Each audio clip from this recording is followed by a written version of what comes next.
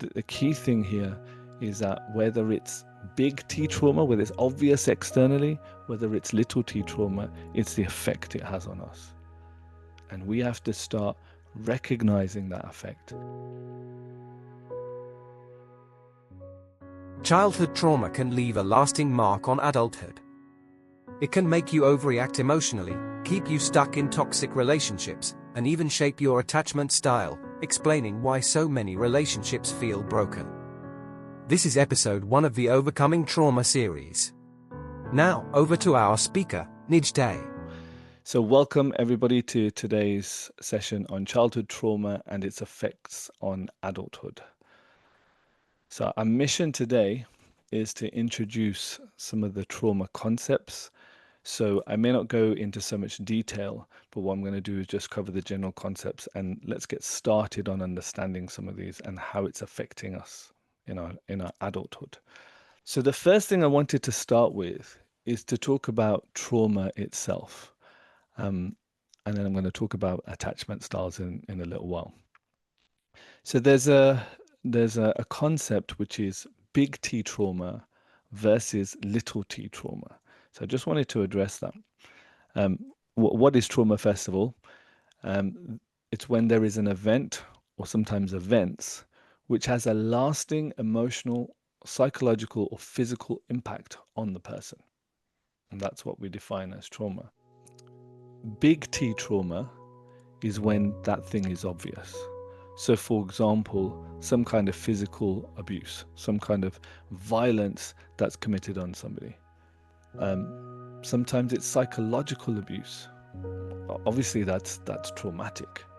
When somebody's been through something like this, you do often get sympathy from family members, you do often get sympathy from friends, relatives, etc., because it's obvious to them. The difficulty comes when it's what we call little T trauma. And this is not so obvious. And sometimes it's not so much the event itself, and that's the reason why it's not obvious.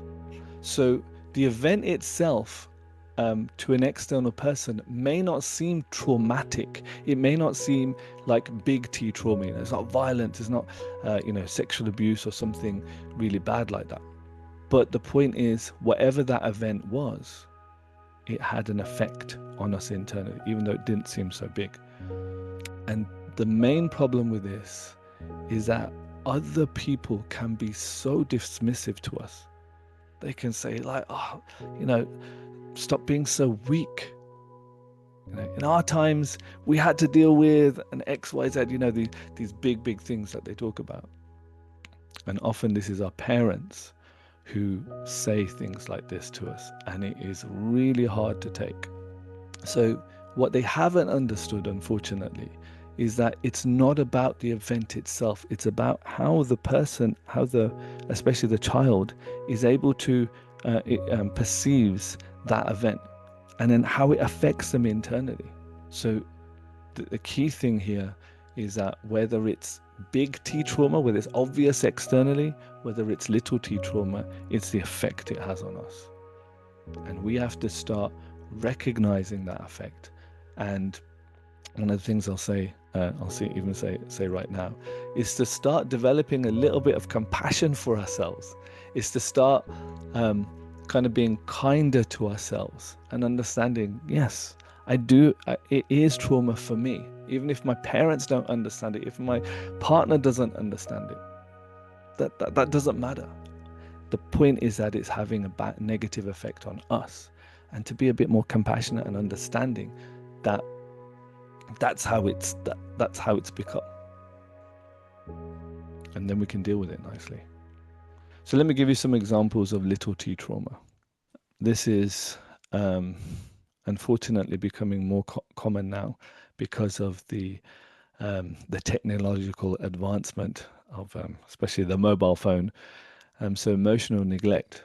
And parents don't give quality time to their children because they're so busy, absorbed in their phones or watching Netflix or whatever it is that people do nowadays.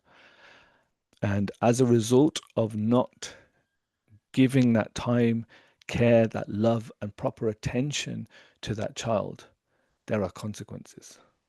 And there are beliefs that are sometimes formed in that child, which, okay, it's little t trauma in the sense the parent didn't do anything bad.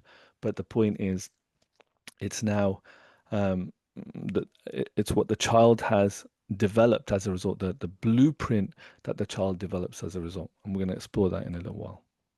So I've seen this child in a pram, and some relative comes up, and the child is holding the toy, and the toy is very dear to that child. And some person, sometimes it's a sibling, or sometimes it might be an uncle or somebody like that, will forcefully take that toy away. And that child just, like maybe it's a baby, like a toddler in a pram, and they just start crying so badly. When I see that incident, I'm like when I go shopping, sometimes I'll see some incident like that, and I can see that this is going to have some impact on that child. Because so externally it doesn't seem like such a big thing. You know, you're just moving a toy away from a child's hand. Well, that's not trauma. You're not physically abusing the child. But what's the effect it's having on the child if it's so attached to that particular toy? So these things are not necessarily so obvious. Shouting at the child. Now, in some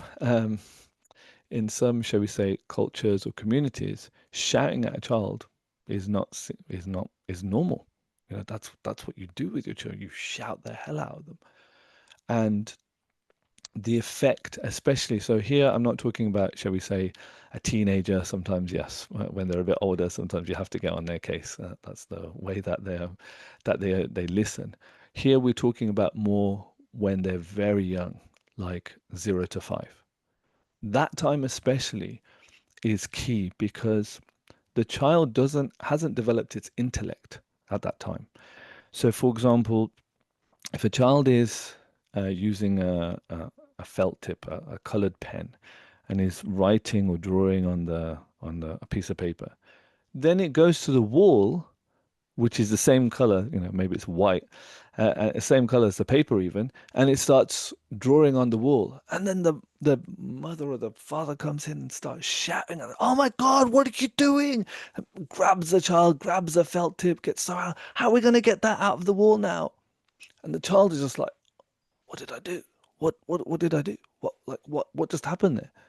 Because for the child, it can't understand, it can't make the distinction that um, there's a difference between the two things. So the point is, because there isn't that understanding, now how does the child receive that? And then it starts to form negative beliefs, and especially it starts to form negative beliefs about themselves. And that's where we start going into the realm of trauma. Just briefly, there was one client who came to me, and she had a lot of anger issues, and she suspected it was something in her childhood. So using hypnotherapy, we went kind of back in time, and we asked, and we asked the subconscious. So when we use hypnotherapy, um, so hypnotherapy, just in case you're not aware of that, it's not the stage hypnosis that you see on TV and things like that. Where somebody seems like forcefully takes over their mind. It isn't anything like this. It's basically guided meditation. So we went back in time, and I asked the subconscious, so take us to the moment where that anger really came out. And there was a memory that was buried in her subconscious. So the subconscious records everything. And with the right guidance, some of these memories come out. And when she was 3 years old, what she found was, and she had completely forgotten about this, her subconscious mind had actually, to protect her, had buried this deep, deep down in the subconscious. And when she was 3 years old, she was getting ready for a wedding, and she had come outside with her grandma. Her mum came out, saw that actually she had put all different colored bangles all over her arms. Now she's 3 years old. So for her, it's like all these pretty bangles, and she just put them on completely wrong color, completely not matching her outfit. And her mom went absolutely ballistic on her, and she was crying and crying and crying. They got in the car, and I think they're going in the taxi, and the grandma was trying to settle her. But that anger that formed at that time went in deep down into her subconscious. And that was one of the reasons why actually she was experiencing a lot of anger. I'll talk about this in more detail in a little while, but you can see like we have like an emotional cup. So I'm just using an example here. So as a result of that, when she was 3 years old, a lot of anger went into the emotional cup like that. So it was already somewhat full. And then there were other incidences that happened with her parents. Again, anger went in and anger. So now that leaves very little tolerance in the emotional cup. So this is part of, shall we say, little t trauma. Shouting doesn't seem like a big deal, but it can be to a young child. Like I said, I don't want to, I don't want to say, if you've got teenage kids and they really need telling off, sometimes, yes, you do need to use that, so long as it's balanced. Maybe we can have a separate talk about how to parent properly. But from young age, from 0 to 5, especially when they don't have the intelligence to understand what they did wrong, then that's different. So shouting at a child. Again, that may not seem like, for some of you, may not even have known this um, before this session, because it just seems so normal to shout at a child. Calling the child names or putting them down. This can sometimes go so deep into that child's psyche. Oh, you're never going to amount to anything. Oh, you're so useless. You're such a donkey. Are you an animal? The way that you're eating or the way that you're doing something. I had one client, and that's what his dad used to say to him. But that's because the dad was like an alcoholic, and he was, shall we say, a bum. And he was just projecting what was going on in his life. He was just projecting it onto his son like that. But then he became like that, and we worked on that to remove those limiting beliefs that were there from his dad. Again, this may not seem like trauma. How is this trauma? Never praising or encouraging the child. The child has emotional needs. The child requires validation and so many other things from the parent, love, etc. And especially if this is what the child is looking for from the parent and it doesn't get it, that can lead to negative beliefs about themselves. So, not praising the child, never encouraging the child. And one example is um, one person got 9 A's and a B at GCSEs. And the only thing the parent said was, "Why did you get a B?" How does that child, how does that person, okay, it's 16, but how does that, still a child, react to that? How do they take that? How does that make them feel then, in terms of, in one sense, disappointing their parents, the people, in one sense, that they're looking for validation from? And then another one is when the parents, especially, don't allow the child to express themselves or their needs. When the child is going through those emotions and wanting to express, maybe they're crying. And what do the parents say? Stop crying. Stop crying. So immediately, what's the child learning? I can't express my emotions are not valid. They want to express some need, and the they're just dismissed. Their needs are dismissed. So what does the child learn? Okay, you know what? My needs are not important. I have so many clients, and this typically tends to be females, who find it very difficult to express their needs, because one of the reasons why is because the needs were shut down. So starting to recognize that, I guess one of the reasons why I'm talking about this is just starting to recognize that about yourself, and then um, looking almost with the eyes of compassion, that this is why I behave this way now, and understanding, making the connection. I had a hypnotherapy session earlier this week, or last week, and we uncovered a memory that she had, and it linked exactly to why she wasn't able to express her emotional needs. There was a incident, a direct incident that happened at school, and that directly correlated to why she wasn't able to express. So now, understanding that, we start to develop some compassion on ourselves. All right, this is the reason why I behave like this. Okay, so I'm just going to briefly now talk about attachment styles. Some of you may be familiar with this already. Um, just in case you're not, let me talk about this. And now I want to link it to trauma, and I want to link it to why, shall we say, the consequences or some of the actions that as adults we end up taking, some of the behavioral traits. So, attachment theory was developed by a person called John Bowlby. He's a British psychiatrist.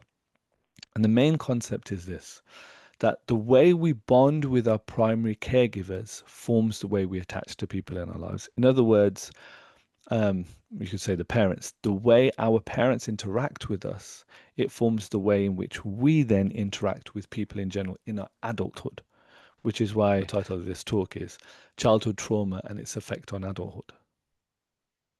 So you can see that what happened in our childhood very much affects how we are today. So let's look at the four categories, four attachment styles. So the first one is secure, and then the other three I'll generalize as insecure, but they are individually anxious attachment style, avoidant, and fearful. Now there are different variations of this, but I want to keep it as simple as possible, so therefore I'm just using one word. But um, there are other variations you may have heard of.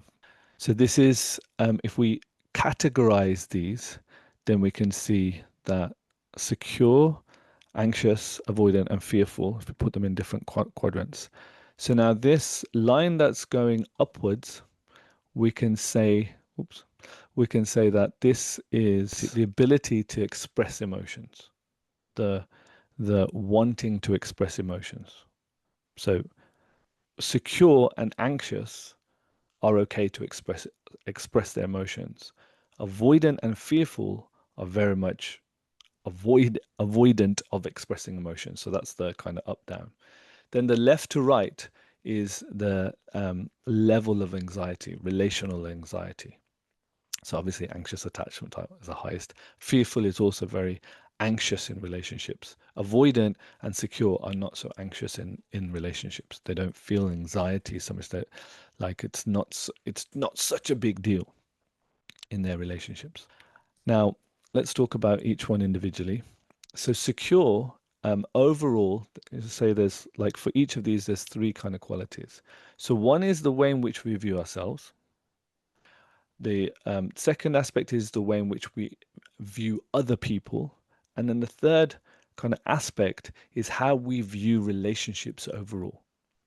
So if we take a secure person, they are they're okay with themselves. They have good beliefs about themselves. They had good beliefs about people in general, and they have good beliefs about relationships in general.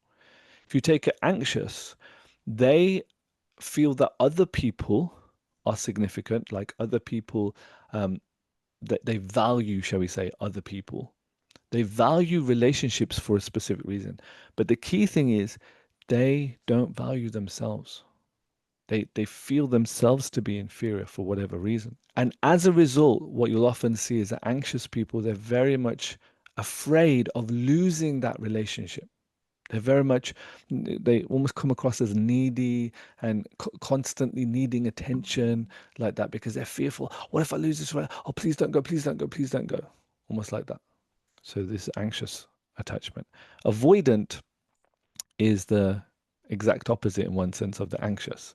So they don't trust other people. They don't trust necessarily or value other people's opinions, but they very much trust themselves. In one sense, they've had to.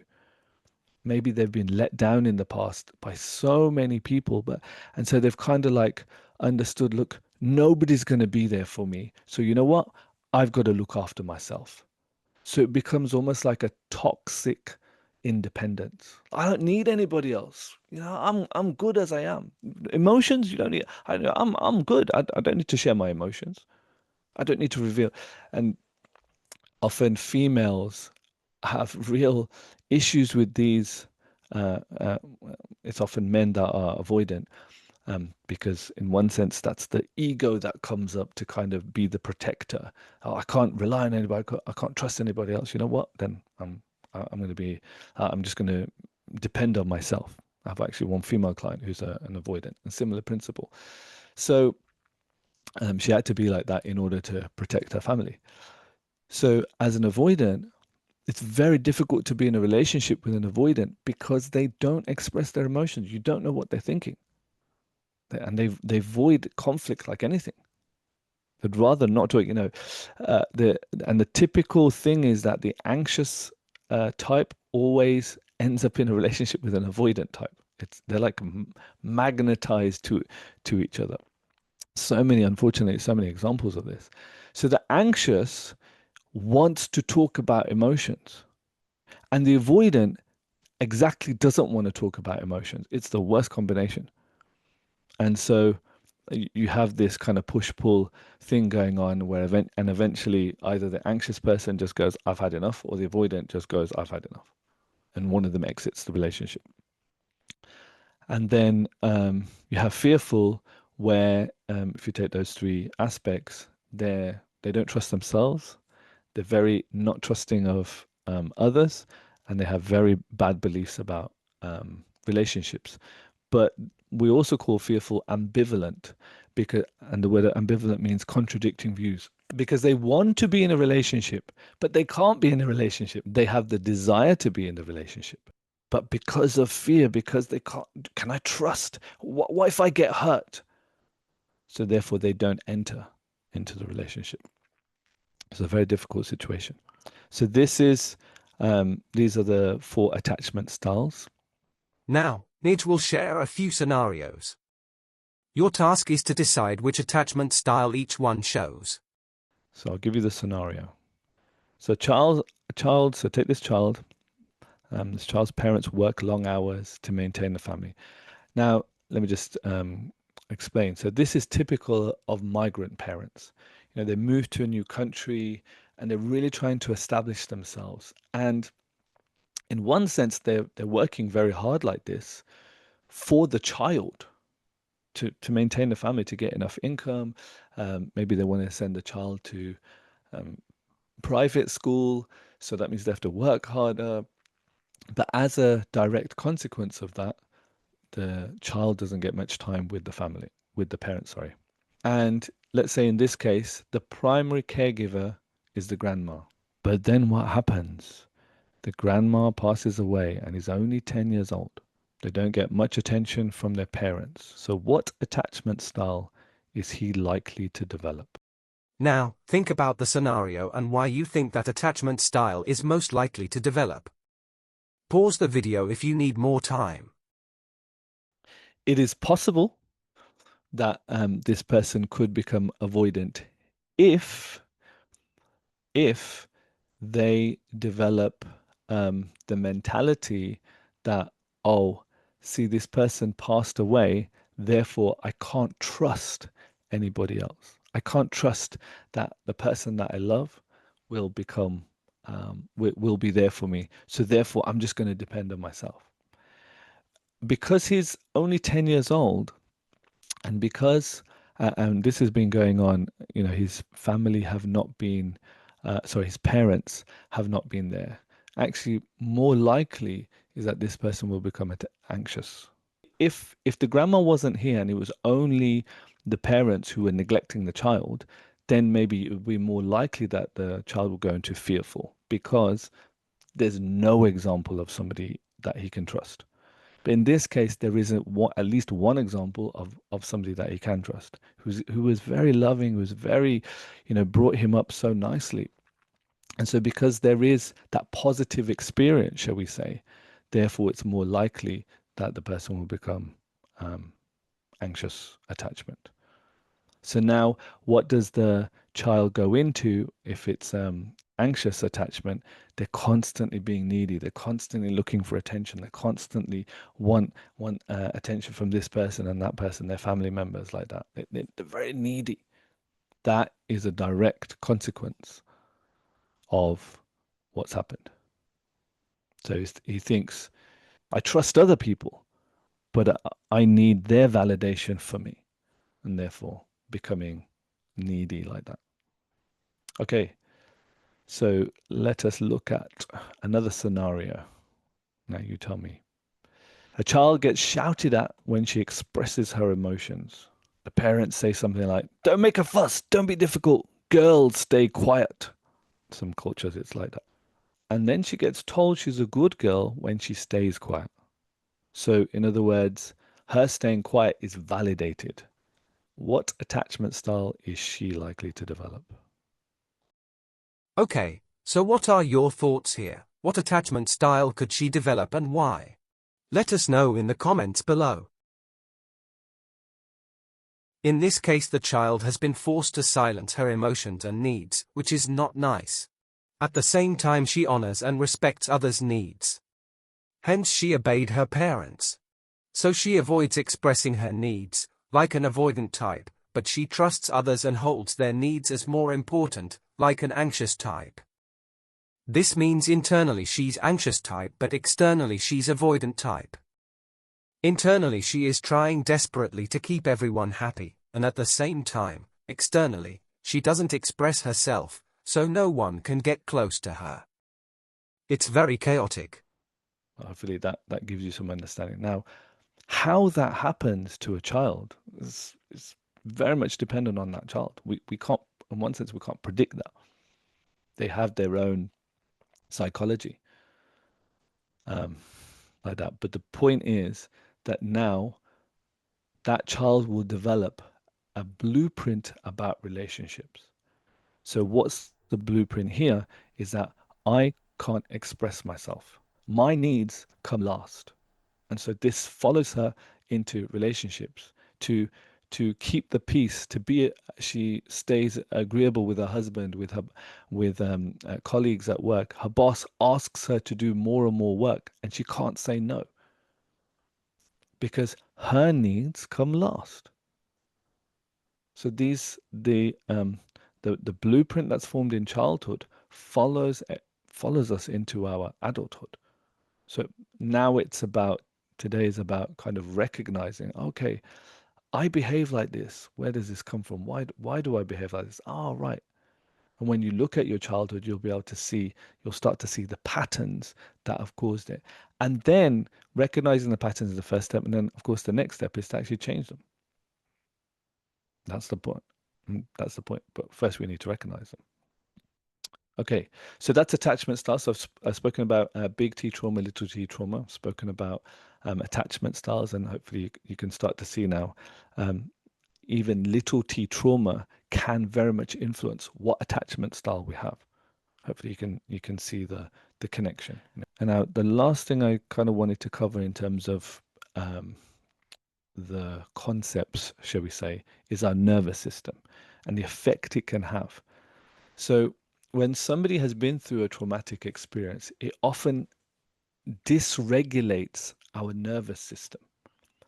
And the problem with that is the emotions now can be all over the place.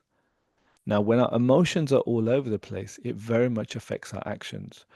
Um, those of you who have done the course Success Breakthrough Workshop, you'll know that we have our beliefs, and our beliefs drive our emotions. Our emotions then drive our actions or our non-actions. Procrastination is a non-action. When there's great fear there, then we don't take action. We just mope around. We just stay at home all day. We just don't go outside. We can't even get out of bed sometimes. Taking a shower is like just having a shower in the day is like a huge achievement. When somebody's emotions are dysregulated, when their nervous system is just all over the place like this. And this can be the effect of the trauma that they've experienced. It puts the nervous system out of sync. So just to be clear, there are two states of the nervous system. There's the PNS, which means the parasympathetic nervous system. And this is kind of coined as rest and digest. This is like the relaxed state, the kind of like chilled out, like it's a good state. And then you have the SNS, which is the sympathetic nervous system, which is the flight or fight response. I'm sure you've all heard of that. So this is where the person needs to get into action. So our system can rapidly go into SNS state, and the problem is when it persists, when we've been through trauma. So I'll just give you some examples. So maybe for a normal system, it might be like this. There's some time where they're relaxed, and then when it does go into SNS, it's like it's not extreme. It's kind of like work mode, shall we say? It's productive mode. So, but there's a good amount of time where the person is relaxed, is genuinely relaxed, like that. And you can see, yes, it doesn't go to the extreme. Now, when we're traumatized, what we can often see is the opposite is true. It's very little time in the relaxed state, the rest and digest. Unfortunately, there's a lot of time in the SNS state, flight or fight. The system is just constantly on eggshells, not trusting itself, not trusting other people, like that. This is especially in the fearful state, the fearful attachment style is like this. And then sometimes it's not as, shall we say, uniform as what I showed earlier. Sometimes it's just all over the place. And this is where it's very high like this. This is called hypertension. And then even in the low, it's not actually rest and digest. It's like this really deep state of depression type thing. That's hypotension, where the anxiety has gotten so high, the person just becomes dysfunctional. Just can't, just scrolling, just can't do anything. Those of you who've been through trauma, you're probably aware of these states that we go through. Hypertension at one end, and then just complete, like your body just gives up. So it's like the mind and the body are out of sync. Very difficult. So again, just to bring some awareness to this and for you to understand, in one sense, I'll almost say like this, like it's not your fault. Like when these things are happening, stop berating yourself. Oh, why are you so lazy? Or why are you so like this? No, understand, like it's time we started to um, shine the light of compassion on ourselves. And the more we understand these things, the more we can start to be compassionate and understand, okay, this is a direct result of what I went through. So it isn't your fault. Okay, and the consequences. Um, so we see these things affect our relationships. We see these things affect our physical health, our mental health, and can affect our work. And often I get complaints. So people, clients often come to me and complaining about their partner. The partner's dysfunctional. Just he or she doesn't. And it's often the wives, if I'm going to be honest. My partner's just so dysfunctional. They're just emotionally unavailable because they're avoidant attachment style, or sometimes they're anxious attachment style. Sometimes somebody comes and says, "Oh, my partner's too clingy," like this. And these are basically all the qualities of the insecure attachment style, the anxious, fearful, and avoidant. So this is a direct result of trauma. So the first thing to take from today is to begin to recognize your attachment style. And again, it doesn't matter what it is in one sense, as in the point is not to berate yourself about it. The point is just to recognize it and have that understanding, begin to understand why that is the case. Start to understand your patterns. Oh, look, if it's anxious, for example, I'm really clingy. If it's avoidant, oh, you know what? I'm really bad at expressing my emotions, and I just keep silent. And I have this toxic independence. And I need to work on that. So once you start to recognize your patterns, that's when you can start to work on them, and therefore to better your relationship. And you'll understand why your partner is so upset, for example, that you're not expressing your emotions, or you're not opening up, or you're not being intimate like that. And then we can start to empty our emotional cup. Now, I'll just talk about, as in, I'll just say the concept today. I will talk more in detail about how to do this in a future session. So, if our emotional cup is already full, one of the things we have to do is actually empty it. If there's anger there, the resentment there, if there's feelings of loneliness, disappointment, sadness, all of these things in our emotional cup, How are we supposed to function? How are we supposed to be okay? It's really important to kind of recognize that. So just briefly, I'll say, I'll give you one solution for emptying the cup is journaling. Journaling is a very good way of doing it. Um, kind of beginning the process of getting stuff out. So journaling means 20 minutes, you can just do an emotional puke. You literally just write down how you're feeling for 20 minutes max, not more than that. And then after that, you burn it. You burn that piece of paper that you write on like that. And as it's burning, or you scrunch it, rip it up or something like that. And as you're ripping it, as you're burning it, you're letting go, right? You're releasing those emotions. So begin the process of doing that. It's very important to deal with our emotions. And then, now this is a deep topic called heal the inner child. I think I'm going to do one session purely just on this concept. So that child that didn't receive that emotional support, that didn't receive whatever it didn't receive as a child, and also if it was traumatized, the emotions it experienced, the pain it experienced, is to actually go back in our minds, obviously, to go back and then to be compassionate to that child and allow it to express, allow that child to cry and be there, show the support that the child, say the things that that child needed to hear at that time. And then it begins to heal. Then that child begins to relax.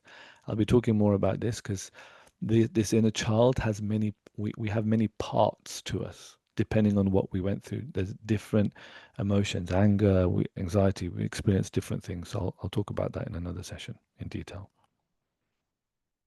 And then one last thing I'll say is, especially to help with our emotions, one really good way of settling the emotions is to chant Om, like so.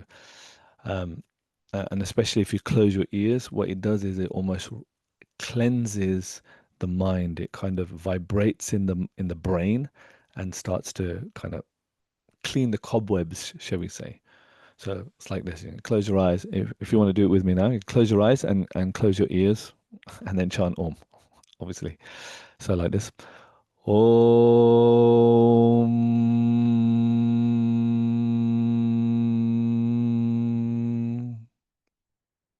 Like that. Hopefully you're back. Especially emphasizing the bit. Like I said, it cleanses it vibrates in the brain. Concluding words. Self-doubt kills self-belief. Procrastination kills action. Distraction kills discipline. Overwhelm kills focus. Stress kills joy.